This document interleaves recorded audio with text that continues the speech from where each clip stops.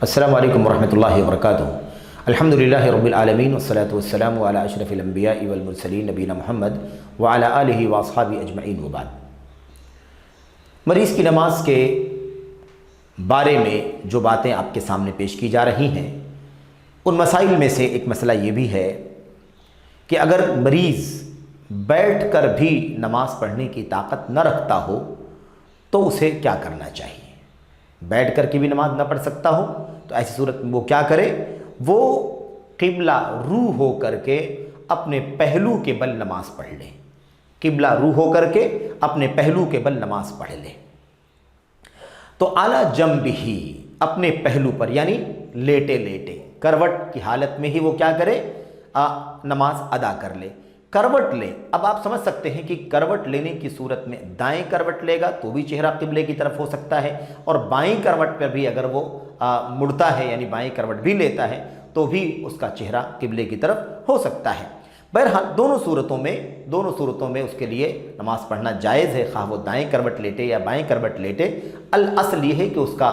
चेहरा जो है वो किबले की तरफ होना चाहिए, किबला रू होना बहरहाल ज़रूरी है। अलबत्ता बाएं के बनिस्बत दायां अफजल है, बेहतर है, जैसा कि हम और आप इस चीज़ को जानते हैं कि नबी करीम सल्लल्लाहु अलैहि वसल्लम आम तौर पर अपनी सफाई में, अपनी सुथराई में, अपनी कंघी में या ऐसे ही अपनी चप्पल वगैरह पहनने में, अपने तमाम तर कामों में आप दाएं जानिब को पसंद करते थे, दाएं जानिब को तरजीह देते थे, इसलिए दाएं पहलू पर लेटना ज़्यादा बेहतर है। लेकिन अगर बाएं तरफ भी अगर कोई लेटता है और चेहरा किबले की तरफ है तो नमाज पढ़ने में कोई हर्ज नहीं है। इस सिलसिले में अल्लाह के नबी अलैहिस्सलाम की वही हदीस है जिसका तज़किरा बार बार आपके सामने आया, हज़रत इमरान बिन हुसैन की, अगर सल्ली क़ाइमन, खड़े होकर के नमाज़ पढ़ो, अगर तुम्हें ताकत ना हो तो बैठ करके नमाज़ पढ़ो, फ़इन लम तस्तति, अगर तुम्हें बैठ करके भी पढ़ने की ताकत ना हो, फ़अला जंब, तो तुम पहलू के बल यानी करवट लेट करके नमाज़ पढ़ लो। ये अल्लाह के नबी अलैहिस्सलाम की तरफ से रुख़सत है, हिदायत है। और दूसरी बात जो बयान की गई थी कि दाएँ तरफ ज़्यादा बेहतर है, बाएं तरफ भी जायज़ है लेकिन दाएं तरफ ज़्यादा अफजल है। इस सिलसिले में हज़रत उम्मुल मोमिनीन आयशा सिद्दीक़ा रज़ी अल्लाह तआला अन्हा की हदीस है, बयान करती हैं, कान नबी सल्लल्लाहु अलैहि वसल्लम युअजिबुहु तयम्मुनु फ़ी तनअउलिही व तरज्जुलिही व तहूरिही व फ़ी शअनिही कुल्लिही। अल्लाह के नबी अलैहिस्सलाम को दायां जानिब तयम्मुन यानी दायां जानिब ज़्यादा अच्छा लगता था, अपने चप्पल जूते पहनने में, कंघी करने में, पाकी हासिल करने में, यानी पहले दाएं हाथ दायां पैर वगैरह इस्तेमाल करते थे। ऐसे वफ़ी शअनिही कुल्लिही, और अपने तमाम तर कामों में आपको दायां जानिब ज़्यादा पसंद था, ज़्यादा महबूब था, आपको ज़्यादा अच्छा लगता था। तो बहरहाल ये मरीज़ की तीसरी हालत है कि अगर बैठ करके भी नमाज न पढ़ सकता हो तो उसे चाहिए कि वो पहलू के बल यानी करवट लेट करके नमाज पढ़ ले, चेहरा किबला रू होना चाहिए। कभी ये भी नौबत आती है कि आदमी अगर करवट भी लेट करके नमाज न पढ़ सकता हो तो ऐसी सूरत में उसे क्या करना चाहिए, इसका भी तज़किरा अल्लाह के नबी सल्लल्लाहु अलैहि वसल्लम की हदीस के अंदर मौजूद है, उसका भी तज़किरा इसी के साथ में हमें कर लेना है। अल्लाह के नबी अलैहिस्सलाम की हदीस में उस बात का भी इशारा किया गया है कि अगर मरीज़ को अपनी करवट पर भी नमाज़ पढ़ने की ताकत ना हो, ऐसा होता है, बहुत सारी ऐसी सूरत हाल मरीज़ की हो जाती है कि वो करवट भी नहीं ले सकता है, करवट लेने की भी उसे इस्तिताअत नहीं है, ताकत नहीं है, तो ऐसी सूरत में उसे चाहिए कि वो चित लेट करके बिल्कुल सीधा यूँ लेट करके वो नमाज़ पढ़ ले, यूँ लेट करके वो नमाज़ पढ़ ले। मेरे भाइयों, मेरे बुज़ुर्गों, अब सवाल ये है कि यूँ जब वो लेटेगा तो किबला रू कैसे होगा। किबला रू होने की जो शक्ल है वो ये है कि उसका पैर किबले की तरफ होना चाहिए। अगर मिसाल के तौर पर ये सिमत किबले की है तो वो यूँ लेटा रहे, पैर आगे की तरफ हो और जिस्म ऐसे हो और मुंह ऐसे हो, जिस